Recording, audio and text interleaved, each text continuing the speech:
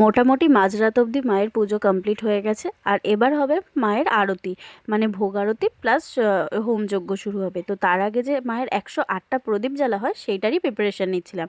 আর আমাদের কিন্তু মাটির প্রদীপ জ্বালানো হয় না, কারণ প্রত্যেক বছর বছর যেহেতু পুজো হয়ে আসছে, তাই জন্য এরকম পিতলের কিনে নেওয়া হয়েছে। আর এইটা জ্বালিয়ে যখন অন্ধকারে মায়ের আরতি করা হয় না, আলাদা রকমই দেখতে লাগে।